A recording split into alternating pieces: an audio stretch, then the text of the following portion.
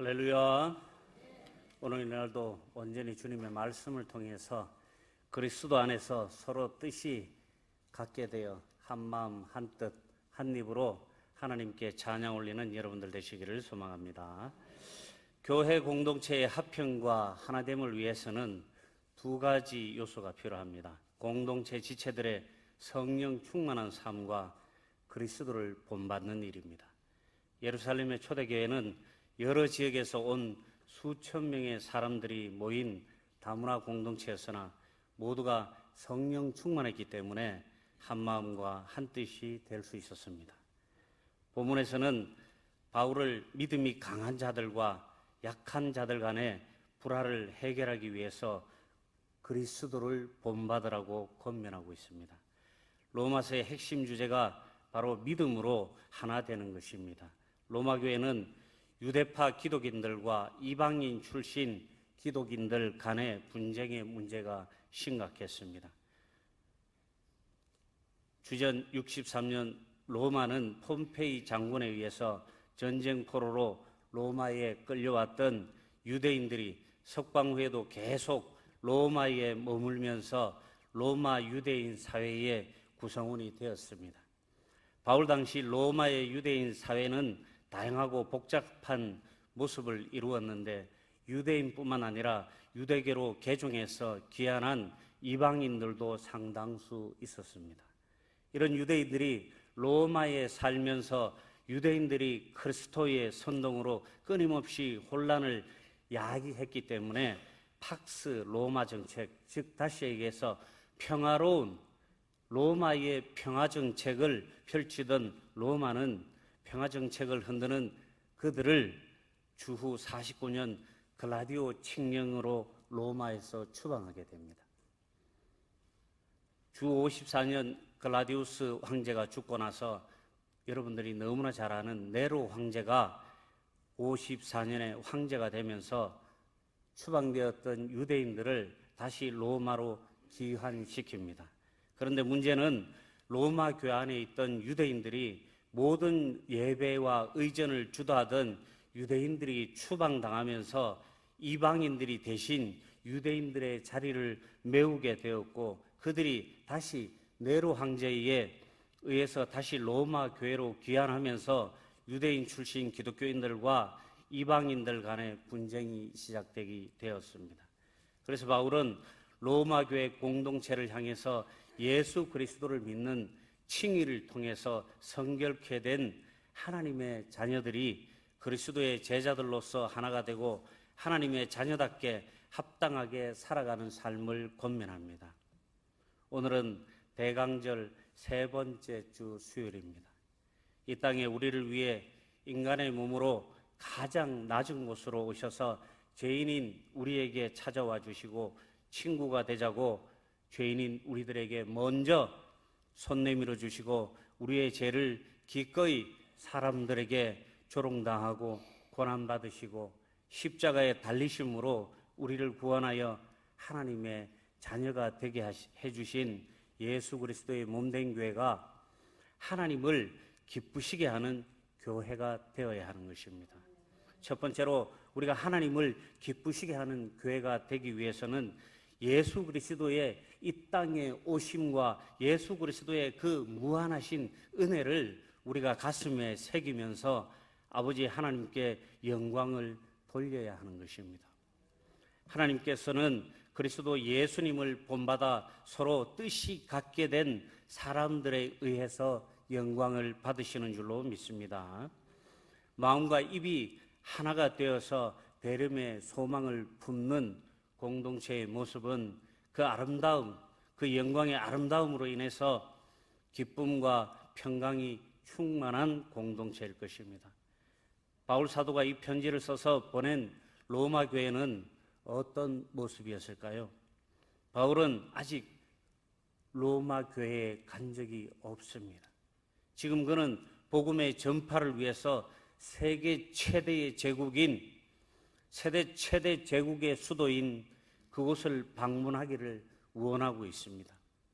로마 교회는 바울이 들어가기 전에 이미 복음이 들어가 있는 우리나라와 마찬가지 상황이었습니다. 아마도 로마 교회는 예루살렘에서 오순절의 기적을 경험하고 로마로 옮겨간 유대인들이나 유대교로 개종했던 이방인들이 그리스도를 알게 되어서 그곳에서 교회를 세우고 그 주축이 되었을 것입니다. 따라서 삶의 기반이 다른 로마 교회 구성원들이 짧은 기간 내에 한 마음으로 공동체를 이루어 나가기란 여간 쉬운 일이 아니었을 것입니다. 또한 로마 교회가 바울 사도의 명성을 들었다고 해도 교인들이 아직 한 번도 만나보지 못한 바울을 무조건적으로 호의적으로 대할 이유도 없었습니다.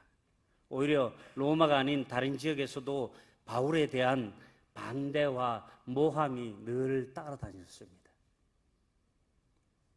더구나 제국의 중심이라는 자부심까지 지닌 로마 교회의 교인들이 쉽게 마음을 열어줄지는 알 수 없는 일이었습니다. 한 가족이라도 일상의 일에서 의견 차이가 있는데 유대인과 이방인이 그리스도의 진리에 이르는 일에 한 마음으로 나간다는 것은 얼마나 어려운 일인지 모릅니다. 바울은 교회 안의 모든 사람은 하나가 되어야 하며 거기에는 믿음이 약한 자와 강한 자의 구별이 있을 수 없고 또 유대인과 이방인이 한 마음으로 교제해야 한다는 것을 가르쳐 줍니다. 교회 안에 있는 모든 사람이 믿음의 분량이 같을 수는 없습니다. 어떤 사람은 교회를 처음 나오신 분도 계시고 어떤 분들은 일평생 모태에서부터 지금까지 신앙생활 하신 분도 있습니다. 그렇다고 해서 그분들이 교회에 나온 날수만큼 그들의 신앙이 높다고는 할 수 없는 것입니다. 강한 믿음을 가졌다고 해서 약한 믿음을 가진 사람을 함부로 판단하거나 무시해서도 안 됩니다. 내가 교회에 30년 다녔던 신앙생활을 50년을 했던 한평생 신앙생활을 했던지 간에 누구나 그리스도 안에서 의롭게 되었고 누구나 그리스도 안에서 성결케 된 사람들이라면 서로를 무시해서는 안 되는 것입니다. 그 사람의 신앙의 깊이는 우리가 가늠할 수도 없는 것입니다. 믿음이 약한 사람을 비판하고 실족하게 하면 하나님께 영광이 되지 못하는 것입니다.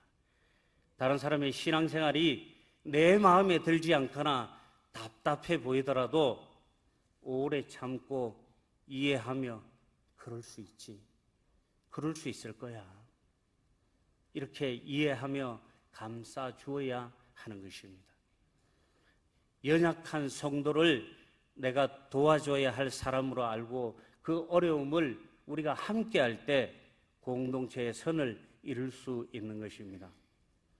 예수님의 마음을 품고 성령 충만함으로 성령님의 인도하심을 받으시기를 소망합니다. 예수님께서 우리를 위해 달리신 십자가를 생각할 때 믿음이 강한 성도와 약한 성도들이 하나가 되어서 아름다운 공동체를 비로소 이루어 갈 수 있는 것입니다. 내가 아니라 우리가 합력하여 선을 이루어 하나님을 기쁘시게 해드리는 교회로 부흥하시기를 소망합니다. 두 번째로 믿음으로 하나 되는 교회가 되어야 합니다. 교회는 그 어떤 다른 목적이 아니라 신앙으로 하나가 되어야 합니다. 그리스도를 통해서 우리가 하나가 되어야 하고 그리스도를 본받는 삶을 통해서 교회가 건강해져야 한다는 것입니다. 넉넉한 교회의 재정, 많은 교인들의 숫자, 오늘날 수많은 잣대로 교회를 평가하기도 합니다. 물론 그것들을 무시할 수는 없습니다. 하지만 정말 중요한 것은 우리가 한 마음 한 뜻으로 그리스도를 바라보며 신앙의 폿대를 하나님께 정해놓고 함께 달려가는 동력자로서 함께할 때 합력하여 선을 이루는 하나님께 영광드리며 찬양하며 하나님을 기쁘시게 하는 건강한 교회가 되는 줄로 믿습니다. 구원자이신 예수 그리스도를 본받아 서로 뜻이 같게 되는 일은 예수님을 그리스도로 믿는 믿음을 통해서 이루어지는 것임을 바울은 말씀하고 있습니다. 또 바울은 본문에서 교회 공동체가 하나님께 영광을 돌리는 행위는 한 마음과 한 입으로 이루어져야 한다는 것과 교회 단합의 궁극적인 목적은 하나님께 영광을 돌리고 믿음으로 하나 되기 위함임을 말씀하고 있습니다. 한 마음 한 뜻으로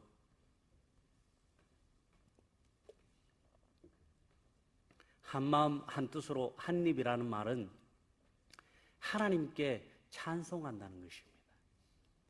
한 마음 한 뜻으로 우리가 한 목소리로 하나님을 찬양할 때 비로소 하나님께서 기뻐하시게 되고 하나님을 우리가 영화롭게 해드리는 것입니다. 바울은 우리가 하나님께 엄숙한 기도나 찬양을 올려드릴 때도 하나님께 같은 표현을 사용했습니다.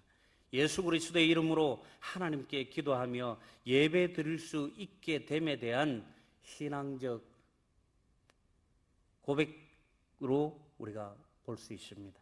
죄인인 우리가 아무 흠도 없는 예수님의 우리를 위한 죽으심과 부활을 통해서 우리는 하나님의 자녀가 된 것을 마태복음 27장 46절 말씀에 말씀하고 계십니다. 우리나라는 내년 4월에 총선을 치르게 됩니다. 정치가 우리 국민에게 희망을 주지 못하고 우리 국민들에게 안심을 주지 못한 채 오히려 분열과 증오심을 키우며 큰 상처만 남긴 이 시대의 상황은 너무나 안타까운 일입니다. 선거를 맞아 그리스도인은 하나님과 역사 앞에 의로운 모습으로 나아가 참정권을 행사해야 하는 것입니다. 사람을 뽑는 일에 기독교인이 똑같이 생각하고 선택해야 한다는 말씀이 아닙니다. 이런 이야기가 있습니다. 일가족 4사람이 선거에서 각각 다른 후보자에게 표를 주었습니다. 그들이 선택한 사람은 이렇습니다. 아버지는 자수성가한 후보에게 찍었다면서 사람이 고난을 이길 줄 알아야 국민을 위해 일할 수 있다고 말합니다. 어머니는 무엇보다도 신앙이 중요하다면서 믿음을 가진 후보에게 투표를 했다고 합니다. 아들은 젊은 이 시대의 일꾼답게 일자리 창출을 많이 하겠다는 후보로 마음을 정했다고 합니다. 이 시대는 무엇보다 청년 실업을 해소하고 노인 정책까지를 펼 수 있어야만 능력 있는 사람이라고 침을 튀겨가면서 설득을 했습니다. 딸은 잘생겨야 기본이 되지 않겠느냐는 이유로 또 다른 사람을 찍었다고 합니다. 피를 나눈 가족들끼리도 이렇게 생각이 다 다릅니다. 각자 선호하는 기준이 틀리고 각자 생각하는 각자의 기준들이 각기 다릅니다. 서로 다른 교회의 구성원들이 후보자를 선택할 때 마음의 일치를 보아야 할 필요는 없습니다. 그러나 우리는 그리스도인들입니다. 우리는 하나님의 자녀들입니다. 그러므로 예수님의 사랑이 반영되고 하나님의 공의와 정의가 이루어지는 그 길을 우리가 모색하고 그것을 선택해야 하는 것입니다. 최근 칸 영화제에서 황금 종려상의 영광을 아는 유명한 영화 한 편이 있습니다. 기생충이라는 영화입니다. 이 기생충이라는 영화에 사람들이 많은 관심이 집중되고 또 많은 사람들이 이 영화를 보았습니다. 물론 저도 이 영화를 보았습니다. 주인공의 가족 수준은 정말 그야말로 형편없는 사기꾼들이고 이 사회에 빌붙어 사는 기생충 같은 인생들이었습니다. 가족 모두가 반지하방에서 백수로 지내다가 어느 부잣집에 딸이 우연하게 선배로부터 가정교사 추천을 받아 취업을 하면서 이들의 치밀한 계획하에 온 가족이 신분을 속이고 부잣집에 비정상적인 취업을 하고 기존에 열심히 살던 다른 가족들을 파멸로 몰아갑니다. 너무나 각박한 이 황금 만능주의 시대에 믿음 없이 세상의 쾌락을 쫓으며 철저하게 하나님의 구속이 배제된 채 에덴 동산에서 아담과 하와가 그랬던 것처럼 세상의 유혹에 빠져서 죄악과 쾌락에 젖어 살아가는 인간들의 삶의 모습을 통해서 이 시대에 우리가 어떤 삶을 살아가야 할 것인가 하는 문제를 놓고 다시 한번 고민해야 하는 이유를 보여주는 영화를 하겠습니다. 이런 우리를 이 시대의 죄악과 쾌락으로 망가져가는 우리를 향해 우리를 위해 하나님께서는 독생자이신 예수님을 인간의 육신으로 이 세상 가장 낯선 곳으로 보내주셨고, 그렇게 오신 예수님께서는 하나님의 아들이면서도 기꺼이 이스라엘의 율법과 이스라엘의 예언에 합당한 사람이 되기 위해서 예수님 스스로가 할례의 추종자가 되셨습니다. 이 할례의 추종자라는 말은 헬라 말로 일꾼이라는 뜻입니다. 일꾼. 사역자, 일꾼. 예수 그리스도께서는 하나님의 그 구속사의 일꾼으로서 온 인간들을 구원하시기 위한 그 거룩한 구속의 역사의 사역자로서 구원자로서 이 땅에 오셨던 것입니다. 그러한 것을 강제로 하나님의 권위에서 억지로 하신 것이 아니라 예수님 스스로 자발적으로 그 길을 선택하셨다는 것입니다. 예수님께서는 분명히 십자가에 달리시기 전에 겟세마네 동산에서 거부할 수 있는 기회가 있었습니다. 그럼에도 불구하고 예수님께서는 하나님께 간절한 마음으로 기도합니다. 하나님 아버지, 피할 수 있으면 피하게 하옵소서. 그러나 아버지 뜻대로 하옵소서. 아멘. 그렇습니다. 예수님께서 인간의 마음으로 그 두려움을, 그 무서운 그 고난을 피하고 싶어 했습니다. 그렇지만 하나님께서 세우신 이 거룩한 사랑의 구속사를 완성해 드리기 위해서 이 땅에 오셨고 기꺼이 그 고난을 감내하셨던 것입니다.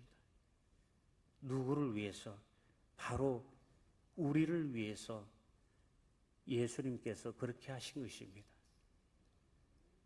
너무나 연약하고 너무나 약한 세상의 조그마한 돌뿌리에도 걸려서 넘어질 수밖에 없는 우리들을 구원하시기 위해서, 그런 우리를 보호하여 주시기 위해서, 그런 우리를 끝까지 책임져 주시기 위해서 예수님께서 선택하셨다는 것입니다. 그렇게 오신 예수님께서 직접 인간의 모든 삶에 들어오셨고 그 삶의 고난마저도 기꺼이 받으셨다는 것입니다. 이것이 바로 하나님께서 우리를 사랑하시고 이것이 바로 예수 그리스도께서 우리에게 주시는 거룩한 사랑과 은혜인 것입니다. 이는 유대인과 같이 되심으로 유대인을 구원하고 그 유대인을 통해서 온 인류를 구원하고 세계 복음화를 이루기 위함이었습니다. 마태복음 28장 18절 말씀에 예수께서 나와 말씀하여 이르시되 하늘과 땅의 모든 권세를 내게 주셨으니 그러므로 너희는 가서 모든 민족을 제자로 삼아 아버지와 아들과 성령의 이름으로 세례를 베풀고. 아멘.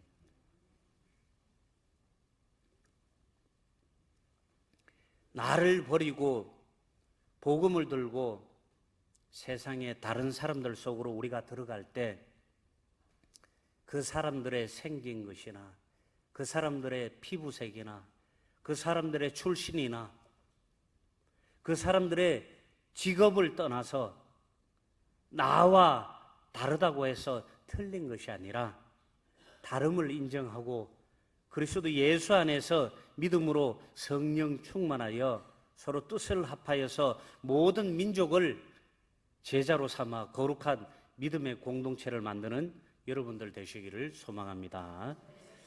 마지막으로 복음을 통해서 희망을 가지는 교회가 되어야 합니다.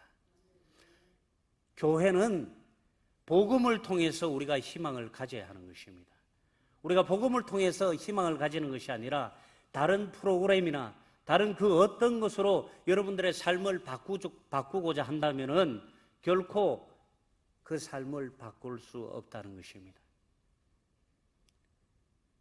오늘 로마 교회에 권면을 하고 있는 바울도 그리스도인들을 핍박하고 그리스도인들을 잡아서 날마다 죽이기 위해서 혈안이 되어서 살아가던 사람이었습니다. 누구보다 그리스도인들을 싫어했고 누구보다 예수를 싫어했던 사람이었습니다. 이런 사람도 예수 그리스도를 만나고 이런 사람도 복음을 통해서 변화되니 오직 하나님의 나라와 그 의를 위해서 일평생 살아가더라는 것입니다. 사랑하는 영일만교회 가족 여러분, 우리가 이 세상의 사탄과 악과 어둠의 세력들을 이길 수 있는 유일한 방법은 복음을 통해서 여러분들의 삶을 바꾸는 것입니다. 하나님의 아들이 이 땅에 오셨을 때도 사람들은 그분을 영접하기는커녕 오히려 비방했습니다. 예수님을 십자가에 달 때 그 십자가의 죄표에 유대의 왕이라고 적었는데 그 앞에 한 글자가 더 있었습니다. 자칭 유대의 왕. 자칭 유대의 왕. 점잖게 써서 그런 거예요. 그들의 표현을 적나라하게 표현하면 미친놈이었어요. 예수님께서 십자가에 달리신 그 죄목은 바로 아이러니하게도 하나님을 모독한 신성 모독죄였습니다. 예수님께서 하나님의 독생자 아들이심에도 불구하고 사람들은 그를 하나님의 아들로 인정하지 못했습니다. 예수님을 하나님의 아들로 믿지도 못했습니다. 그런 예수님을 따르지도 못했습니다. 예수님을 따르던 제자들마저도 예수님께서 로마 군인들에게 잡혀가자 뿔뿔이 흩어져서 그동안 함께하며 동고동락했던 자신들의 그 스승을 가감없이 버리고 맙니다.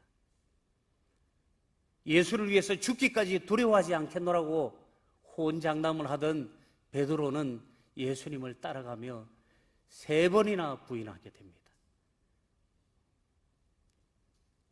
죽는 게 두려웠습니다. 예수님을 통해서 불이익을 받는 게 두려웠습니다. 이것이 바로 우리 인간들입니다.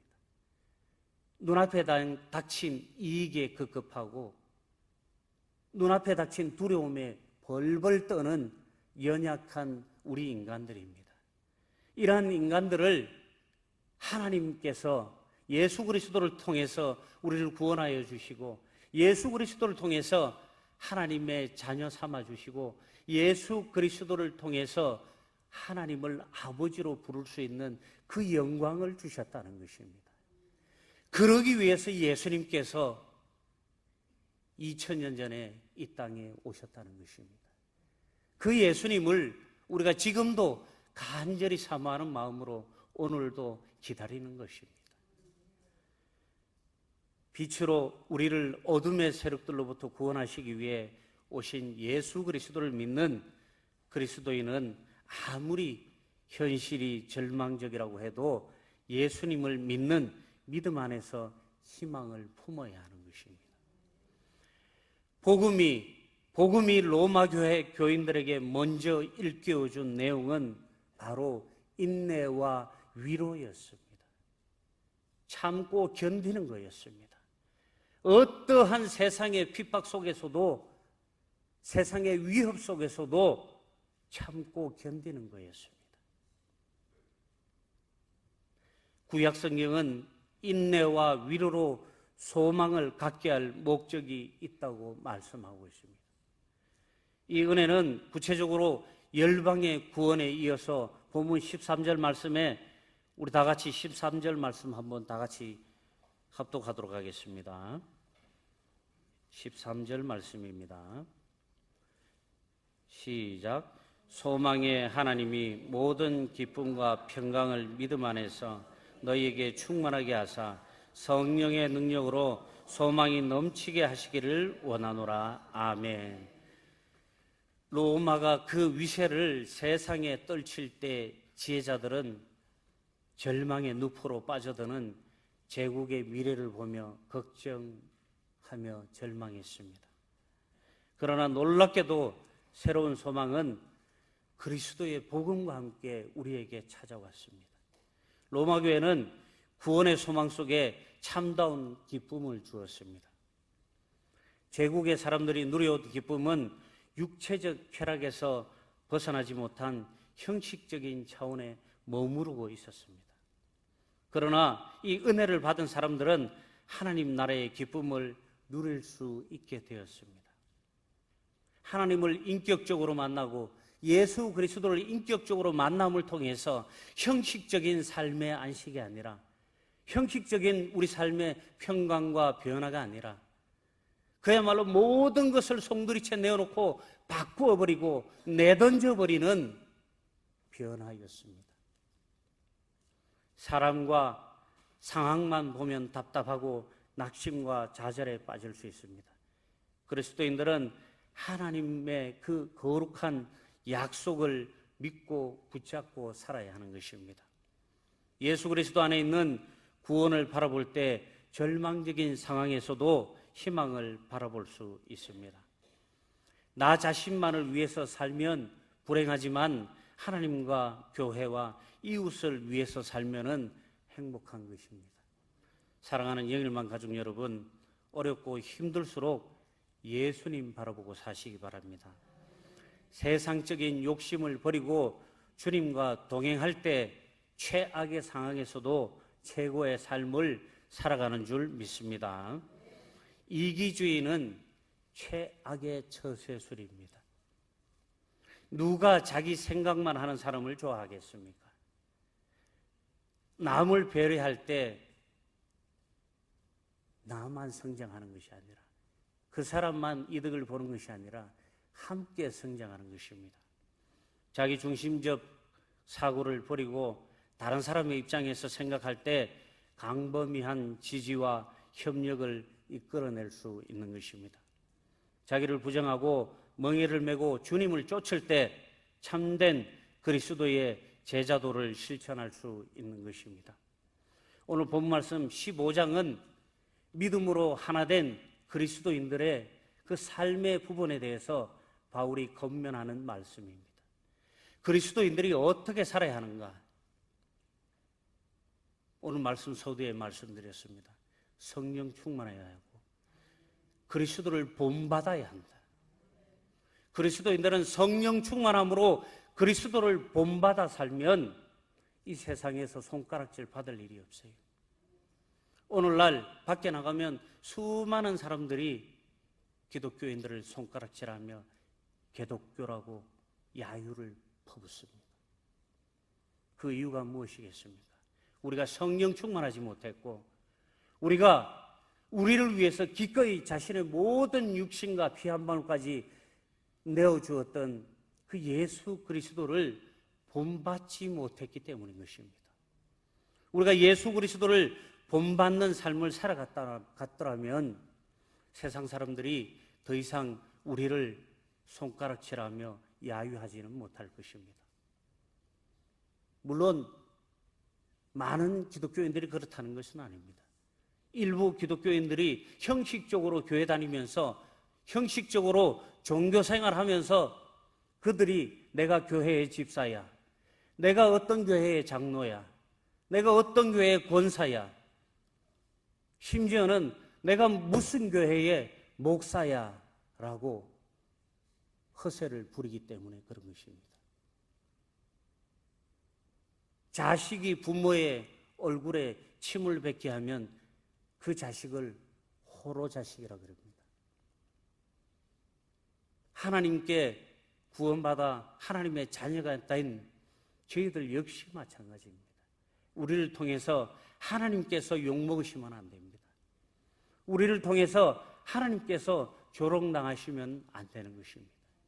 더 이상 예수 그리스도께서 인간들에게 조롱당하셔서는 안 되는 것입니다. 우리가 세상에서 받은 은혜를 모아서 교회의 가족이 되어 한 마음과 한 뜻, 한 입으로 하나님께 영광 돌려드리시기 바랍니다. 우리에게 하나님께서 약속하신 기쁨과 평강과 성령의 능력으로 소망이 넘치게 하실 줄을 확신하며 다시 오실 주님을 기다리시는 영일만교회 성도들 되시기를 축복합니다. 마지막으로 끝날 줄 알았죠. 마지막으로 떡볶이 아줌마 2가 있어서 제가 간단하게 말씀드리겠습니다. 전에 새벽기도 때 백종원 골목식당에 나왔던 떡볶이 아줌마 말씀을 드렸습니다. 자기가 만든 양념장이 세상에 가장 맛있는 양념장이고 가장 건강한 고추장이라고 철떡같이 믿었지만 백종원이 와서 확인해 본 결과 그것은 고추장이 아니라 양념장이었습니다.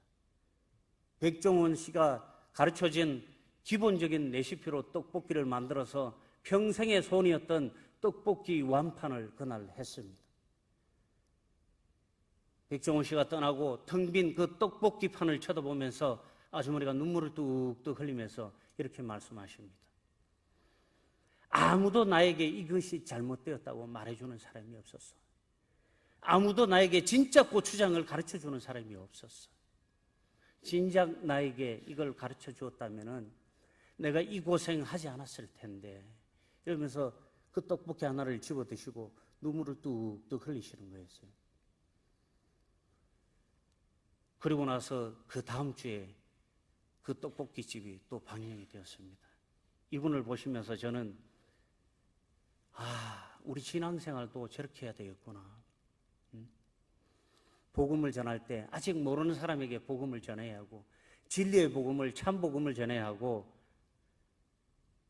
그렇게 해야 되는구나. 그리고 2편 마지막에 이 아주머니가 떡볶이뿐만 아니라 쌀튀김 과자를 백종원 씨가 만들어줬어요.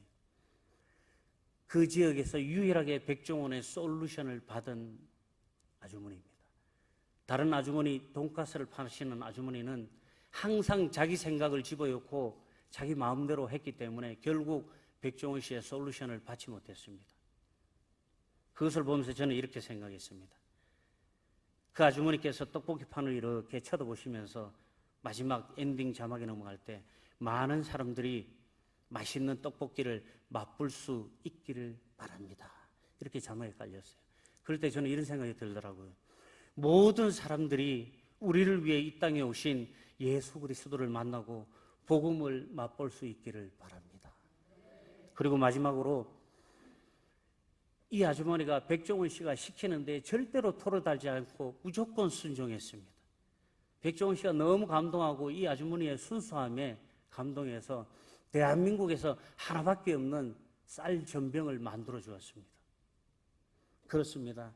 하나님 말씀에 순종해야 하나님께서 기뻐하시고 그런 우리들에게 축복의 선물을 주시는 줄로 믿습니다.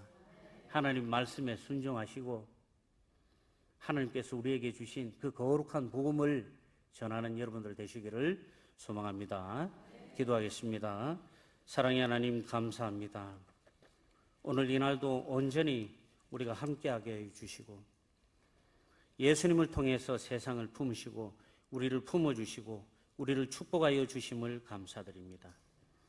하나님 우리를 사랑하셔서 독생자이신 예수님이시고 생명의 말씀이신 예수님을 통해 우리를 하나님의 자녀 삼아 주시고 하늘의 특권과 권세도 주심을 감사드립니다. 하나님 아버지, 또한 우리 안에 거하셔서 우리와 동행하여 주심을 감사드립니다. 하나님, 이날도 우리가 이런 사랑과 사명을 깨달아 알게 하시고 이러한 사랑과 은혜를 온 세상에 전파할 수 있는 사명과 열정을 허락하여 주시옵소서. 영원히 변치 않는 말씀을 따라서 살아가게 하여 주시고 그 생명의 말씀을 통해서 날마다 정금같이 단련되게 하여 주시옵소서. 귀하신 우리 사랑하는 목사님 사에게도 하나님의 신령한 복과 땅의 권세가 임하여서 날마다 성령 충만한 말씀으로 선포되어 될 때 온 성도가 은혜 받아 하나님께 영광 드리며 순종하는 교회 되게 하여 주시옵소서. 또한 해외에서 하나님의 나라를 위해서 헌신하고 계시는 선교사님들께도 함께하여 주시고 그들의 사역에 날마다 하나님의 신령한 복이 더하여 주시기를 소망합니다. 본교회 출신 사역자들을 위해 특별히 하나님께서 그들의 이름을 불러주시고 각 사역의 현장에서 사명을 잘 감당할 수 있도록 주님 축복하여 주시옵소서. 세상을 품어주시고 기꺼이 우리를 위해서 내어주신 예수 그리스도의 이름으로 기도드립니다. 아멘. 찬송가 428장 찬송 올려드리겠습니다.